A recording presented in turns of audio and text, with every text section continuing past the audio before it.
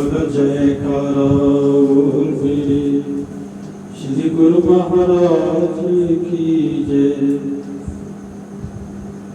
श्री परमहंस गुरुदेव जी निराकार साकार, जिनकी पदनक ज्योति से अलौकिक संसार, परम पुरुष पूर्ण धनी आनंद घन सुख रूप, सर्वारंभ में पूजिए पावन चरणों, सर्वारंभ में पूजिए पावन चरणों।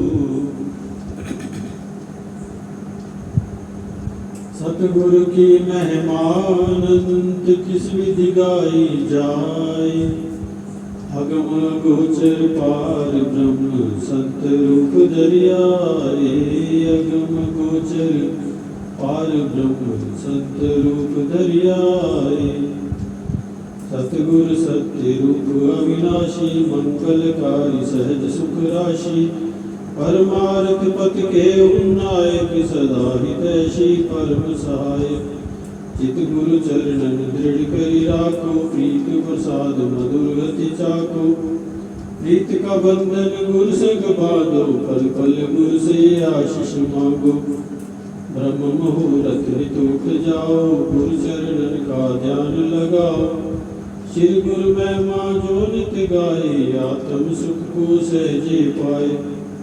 गुरु कृपा काटे भवरोगा, अति दुर्लभ पाइए संजोगा। गुरु परमेश्वर एक होई, जाने बिरला गुरुमुख कोई, जाने बिरला गुरुमुख कोई। संस्कारी जीव ही सतगुरु शरण में आते हैं, आज्ञा को शिरधार कर भक्ति के धन को पाते हैं। ऐसे बिरले प्यारे गुरुमुख भव के तट जब जाते हैं, गुरु नाम की नौका बिठा निज धाम को ले जाते हैं। स्वामी सच्चिदानंद सतगुरु अलग रूप लखाते हैं, अंश अपने अंश से मिल एक रूप हो जाते हैं। दान निज भक्ति का देकर सतगुरु हर्षाते हैं, जयकार बोले मिल के सारे दास बलि बलि जाते हैं। जयकार बोले मिल के सारे दास बलि बलि जाते हैं, हम दास बलि बलि जाते हैं, हम दास बलि बलि जाते हैं। ओम शांति शांति शांति। बोलो जयकारा बोल मेरे श्री गुरु महाराज की जय, बोलो साचे दरबार की जय। श्री परमहंस अद्वैत मत अमर ज्योति दर्शन विशिष्ट आश्रम सुखदाम इंदौर। महाप्रभु जी की कृपा से सेवकों की सेवा रंग लाई। पहले एक बिल्डिंग आवास के लिए बनकर तैयार हुई। इस बिल्डिंग के कमरे में एक छोटा सा मंदिर बनाकर उसमें श्री परमहंस महान विभूतियों की दिव्य प्रतिमाओं को विराजमान करके श्री आरती पूजा का कार्यक्रम आरंभ किया गया। भाइयों के लिए आवास के लिए भी एक बिल्डिंग तैयार करवाकर श्री सतगुरु दाता दयाल जी ने दिसंबर सन 1989 में श्री मंदिर की नींव का उद्घाटन किया।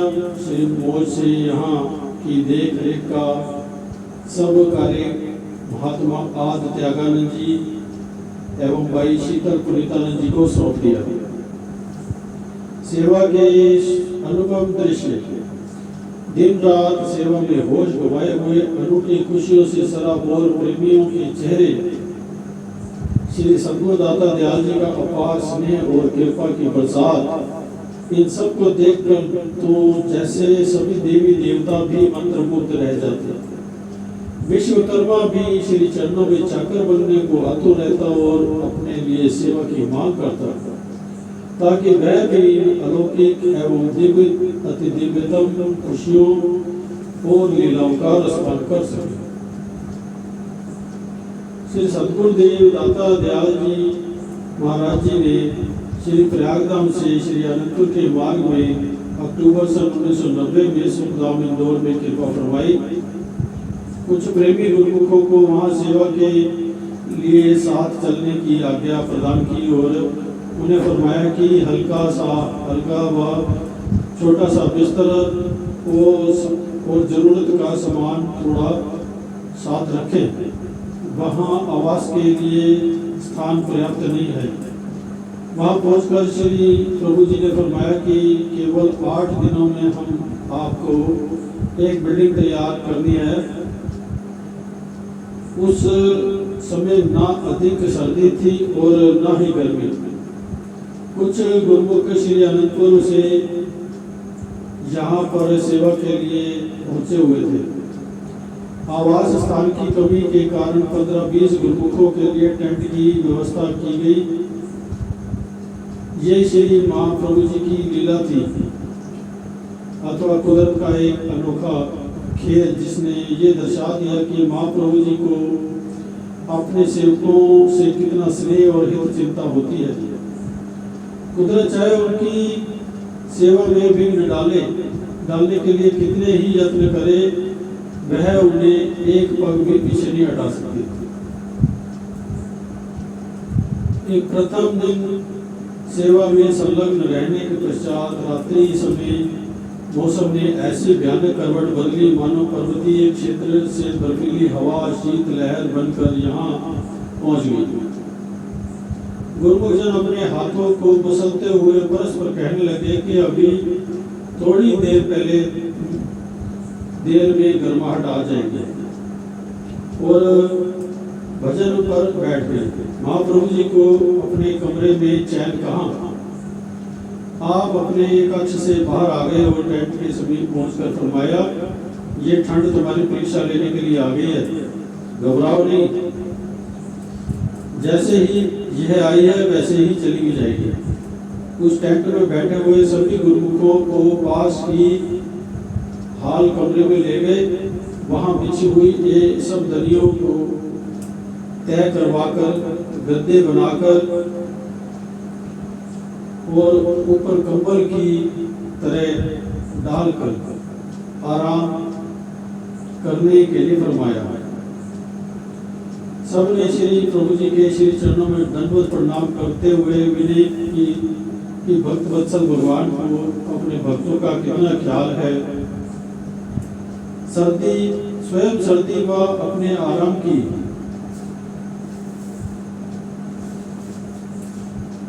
परवाह न करते हुए हमारे आराम का प्रबंध किया। प्रातः 5 बजे महात्मा ज्ञान सत्यानंद जी को बुलाकर फरमाया कि आज तुम्हारी पिकअप हेलीकॉप्टर की रफ्तार से श्री अनंतपुर में पहुंचे और साय समय तक वापस आए। इस पिकअप को अभी श्री अनंतपुर ले जाओ और वहां से इसमें बिस्तर स्टोर के सारे कंबल और कुछ गद्दे भरकर वापस आ जाओ। सुखधाम पहुंच जाओ। ध्यान रहे कि कहीं रास्ते में कोई दुर्घटना ना होने पाए। उन्होंने विनय की कि स्वामी जी आपकी कृपा से भी ये सेवा पूर्ण होगी। साय समय जब पिकअप वापस पहुंची और उसमें बिस्तरे उतरने लगे तो सभी गुरुमुख ये देखकर हैरान हो रहे थे कि सफर के आने जाने के 16 घंटे और सामान पैक करने का समय मिलाकर कुल 20 घंटे का कार्य केवल 12 घंटों में कैसे संभव हो गया। महाप्रभु जी उस समय निर्माणाधीन उस बिल्डिंग के पास कुर्सी पर विराजमान थे और गुरुमुख जन श्री चरणों में बैठकर नाश्ता कर ग्रहण कर रहे थे। आपने मुस्कुराते हुए फरमाया कि सभी गुरुमुख जितना चाहो कंबल उठाकर अपने तन पर लपेट लो और 10 मिनट भजन पर बैठ जाओ। सबने श्री मौज अनुसार कंबलों के ढेर में से कंबल उठाकर लपेट लिए और श्री दर्शनों का दिव्य आनंद लेते हुए भजन पर बैठ गए। उन्हें सेवा करते हुए रात्रि समय जब आराम करने लगे तो बर्फीली शीत लहर सामान्य सर्दी में बदल गई। 8 दिन तक श्री गुरु महाराज जी की अनुपम लीलाएं और श्री दर्शन के नजारों में सेवकों को सेवा का सौभाग्य मिला और उस बिल्डिंग का निर्माण कार्य पूर्ण हो गया।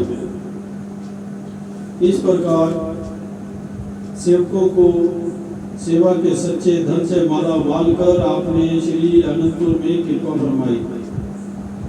उधर श्री मंदिर जी का निर्माण कार्य भी बड़ी तीव्र गति से हो रहा था। महाप्रभु जी ने सन 1990 में कई बार शुभकाम में कृपा फरमाई। सेवकों के हृदय में सेवा की नित नई उमंग और उत्साह बढ़ते। सेवक की भी गर्मी वर्षा शीत की परवाह किए बिना श्री आज्ञा को शिरोधार्य कर प्रसन्न मन से सेवा में निमग्न रहते। महापुरुषों के अथक प्रयास और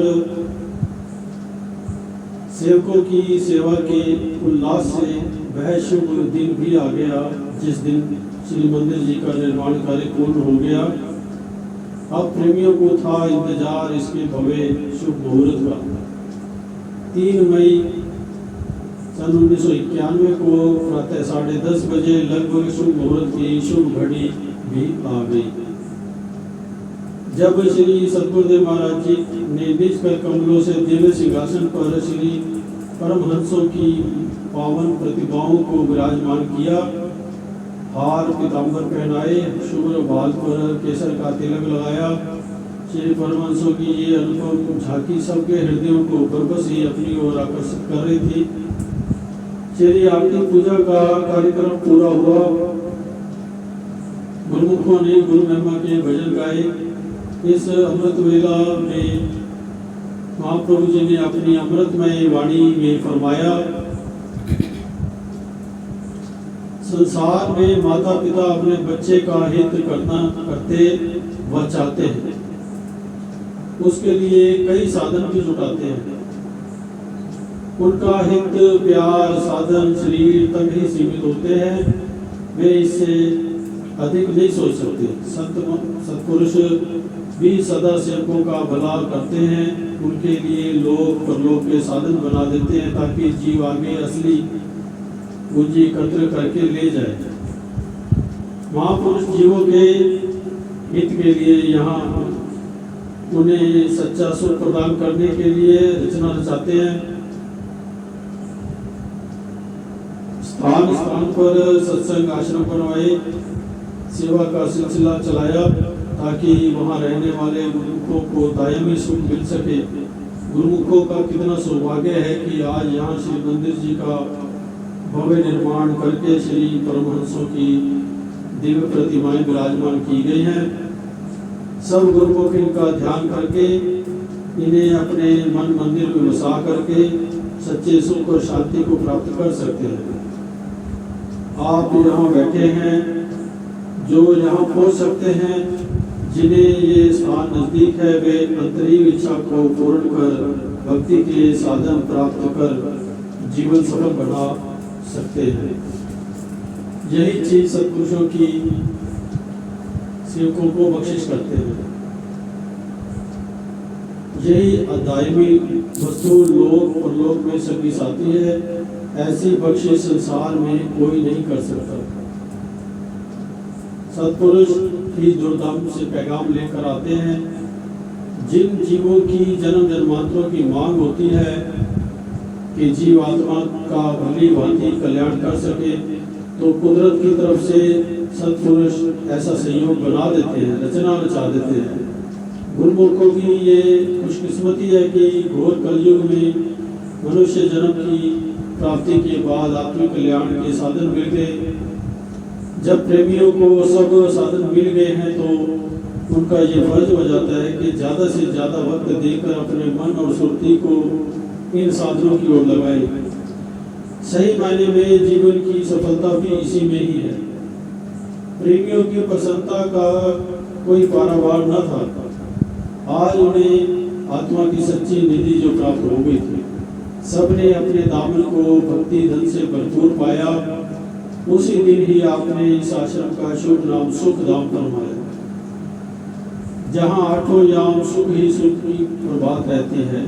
गम पिघल का तो नामो निशान ही नहीं, चहु और सुख का ही साम्राज्य है। जहाँ पानी की असुविधा को दूर करने के लिए आपने 1 मार्च 1990 में निज कर कमलों से बावली की खुदाई का कार्य करवाया। लगभग 43 फुट गहराई पर जाकर पानी मिल गया। इस बावली के बन जाने से आश्रम में पानी की सुविधा हो गई, जिससे पहले पानी बाहर से टैंकरों से भरकर आता था। अब महाप्रभु जी ने इस धरती पर जहाँ पानी का निशान भी न था, बाग बगीचे बनवाने की मौज उठाई। आज सभी गुरुमुख मुझे देखकर हैरान हैं कि सुख धाम की सुखी धरती पर आज रंग बिरंगे पुष्प सुशोभित हो रहे हैं। नाना प्रकार के फलों से लदे वृक्षों से उद्यान लहलहा रहे हैं। यहाँ समय अनुसार पक्की सड़कों का निर्माण हो गया है, जिससे आश्रम में चलने फिरने की सुविधा के साथ साथ हर जगह की पर स्वच्छता बनी रहती है। गौशाला व डिस्पेंसरी आदि का निर्माण कर गुरुमुखों को ये सुविधा भी उपलब्ध करवा दी। 29 अप्रैल 1992 में गुरुमुखों की मांग पर महाप्रभु जी ने भक्तानियों की तरफ भजन अभ्यास के लिए श्री शांति भवन का शुभ मुहूर्त किया। सबको इस अवसर पर मुबारक देते हुए पावन वचनों में फरमाया, महापुरुषों की हर कार्रवाई जीव कल्याण हेतु ही हुआ करती है। वे जीवों को काल और माया के जंजाल से छुड़वाकर उन्हें भक्ति की ओर अग्रसर करते हैं, ताकि उनका जीवन सुख रूप बन सके। ये श्री परमहंस दयाल जी का दरबार है। यहाँ केवल भक्ति और नाम की ही कमाई करवाई जाती है, ताकि जीव अपनी सुरती को शब्द से जोड़कर सुख स्वरूप परमात्मा से एकाकार हो सके। ये जीव उस मालिक का ही अंश है। आज यहाँ श्री परमहंस दयाल जी की पावन प्रतिमा विराजमान की गई है। इस स्थान का नाम श्री शांति निवास होगा। जो गुरुमुख यहाँ बैठकर अपनी सुरती को शब्द से जोड़ेगा, उसे भरपूर शांति मिलेगी। सब दुखों गमों का सफाया हो जाएगा। महापुरुष यह स्थान इसलिए बनाते हैं, ऐसे समागम रचाते हैं, ताकि जीव सही मार्ग पर चलकर अपनी जीवात्मा का असली काम कर सके। ये जो स्थान बना है, आप सब गुरुमुखों का ये फर्ज है कि अधिक से अधिक समय निकालकर यहाँ भजन अभ्यास का लाभ उठाएं और महापुरुषों की प्रसन्नता के पात्र बने। श्री सद्गुरुदेव महाराज जी ने गुरुमुखों के आत्म कल्याण का मार्ग तो सुझाया ही, साथ में उनकी शारीरिक आवश्यकताओं की ओर भी पूर्ण ध्यान दिया। सर्वप्रथम लंगर बनाने वाले स्थान का निर्माण करवाया। समीपवर्ती स्थानों से आने वाली संगत बाहर खुले आंगन में बैठकर लंगर ग्रहण करती थी। सत महापुरुषों का कोमल हृदय उन्हें धूप में बैठकर भोजन ग्रहण करते हुए सहन नहीं कर सका। शीघ्र ही एक बड़े हॉल का निर्माण किया गया, जिसमें संगत सरलता से बैठकर भोजन ग्रहण कर सके। जब ये हाल बनकर तैयार हो गया तो महाप्रभु जी ने 29 जनवरी सन 1992 में निज कर कमलों से इसका मुहूर्त करते हुए श्री वचन किए। इस वक्त गुरुमुखों के मन में कितनी खुशी और आनंद भरा है। ये गुरुमुखों की अपनी कमाई का फल है। जिस प्रकार इंसान धन कमाकर अपना मकान बनाकर मुहूर्त करके अपनी कमाई सफल करता है, ऐसे ही ये गुरुमुखों की सच्ची निष्काम सेवा का फल है। गुरुमुख निष्काम सेवा करते हैं, सद्गुरु की आज्ञा मौज में चलते हैं, इसलिए उन्हें सच्ची राहत और सच्चा आनंद मिलता है, जिसके पीछे कोई गम नहीं रह जाता। वे खुशी खुशी अपना समय सेवा में बिताते हैं। गुरबाणी में भी वर्णन आया है, सतगुरु की सेवा चाकरी सुखी हूँ सुखसार इत्थे मिलन वड्याइयां दरगह मोख द्वार। सतगुरु की सेवा ही सब सुखों का मूल है। गुरुमुख सेवा करके दरगाह में भी मान इज्जत पाते हैं, क्योंकि वे सच्चा सरमाया इकट्ठा कर ले जाते हैं। लेकिन इस चीज का खास ध्यान रहे कि सेवा करके कभी अहंकार ना आए, ये ख्याल ना आए कि मैं दिन रात सेवा कर रहा हूँ, फिर किया कराया सब खत्म हो जाता है। गुरुमुख का कर्तव्य है कि सदा आज्ञा व मौज में चलता रहे, इसी में ही खुशी और सेवक का कल्याण है। सभी गुरुमुखों को लंगर के मुहूर्त की लाख लाख बधाई हो। तत्पश्चात सभी गुरुमुखों ने महालंगर में बैठकर भोजन ग्रहण किया। सबके चेहरों पर एक अनूठी खुशी छाई थी। सब महापुरुषों के उपकारों का वर्णन करते हुए एक दूसरे को बधाई देने लगे। रात्रि समय श्री दर्शन खुले और महाप्रभु जी ने अपनी अमृतमय वाणी में फरमाया,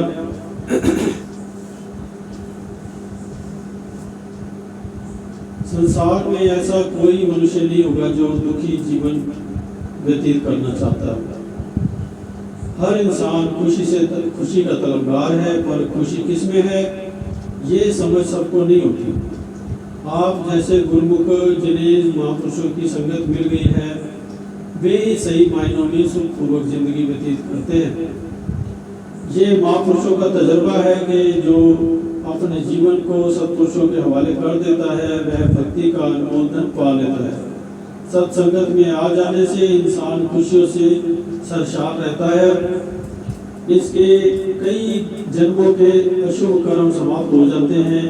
कहा भी है, एक घड़ी आधी हूँ से आग, कबीर संगत साध की कटे कोट अपराध। परम संत कबीर साहब जी।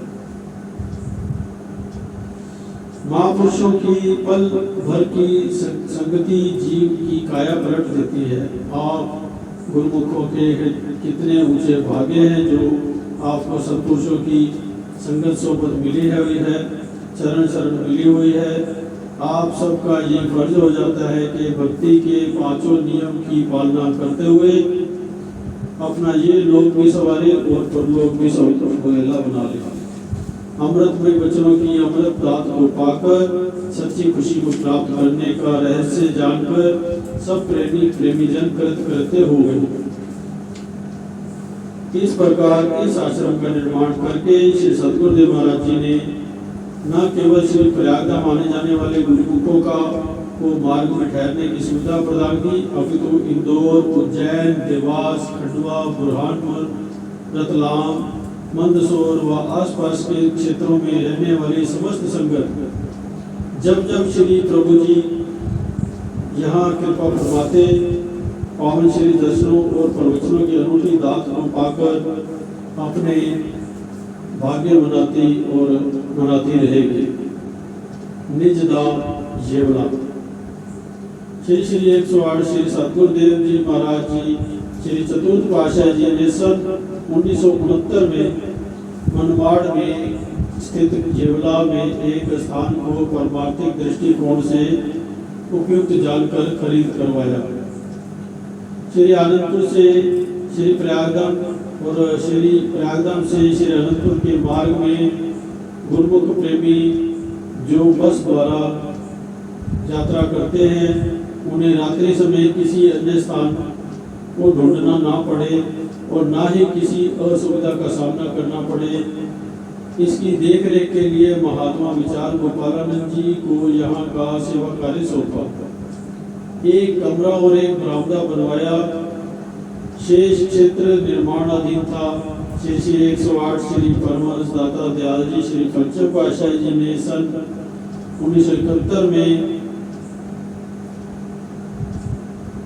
कार द्वारा यहाँ कृपा फरमाई। साईं समय सारी जमीन का पर्यवेक्षण करते हुए फरमाया कि यहाँ पर भी धीरे धीरे इसका निर्माण होगा। श्री परम दयाल जी की शक्ति से सब कार्य संपन्न हो रहे हैं। हमें भी अपनी जिम्मेवारी को निभाते हुए परमात्म कार्य को बढ़ाना है।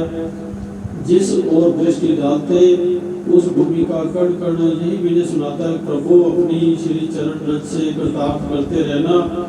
वहाँ पर सेवा में रत महात्मा जी से पूछा कि अकेले रहकर भी कभी भय तो नहीं लगता? यहाँ मराठी भाषा समझ लेते हो? उन्होंने मैंने कि आपकी कृपा से ना मुझे मराठी सीखने की आवश्यकता है और ना ही भय का यहाँ कोई काम है। मेरे पास तो केवल एक नाम धन ही है।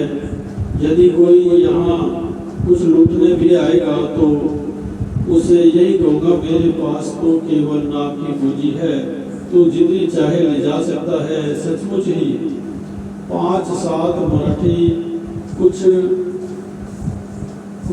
समय के उपरांत यहाँ देखने के लिए आए कि अंदर कौन रहता है। महात्मा जी की वाणी से अभिभूत होकर उन्होंने सच्चे नाम की दीक्षा ली।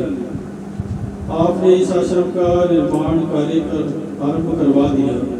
श्री प्रयागधाम से भक्तों को भेजकर उस समय के साधन अनुसार थोड़े से स्थान पर कमरों का निर्माण करवाया।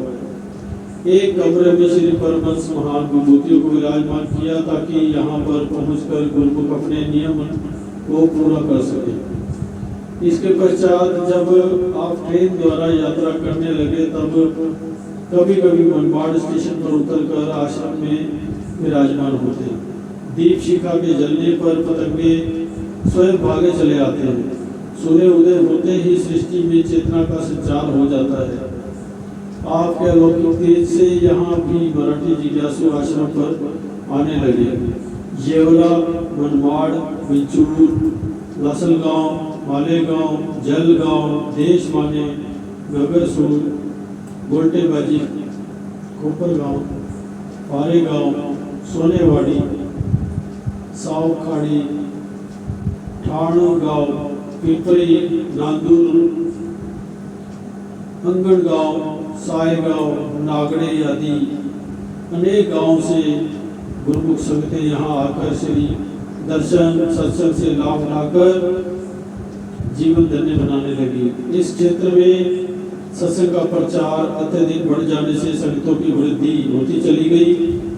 आवश्यकता पूर्ति हेतु यहाँ पर श्री मंदिर, आवास के कमरे, लंगर तथा अन्य स्थानों का निर्माण कार्य करवाया। आप इस आश्रम में कभी कभी वर्ष में 2 बार 3 बार भी विराजमान होते। निष्काम सेवा भक्ति का यह स्थान वर्तमान समय तक कार्यरत है। आलोक धाम, अहमदनगर। अगले पाठ में पढ़ेंगे। बोलो जयकारा बोल श्री गुरु महाराज की जय। बोलो साचे दरबार की जय।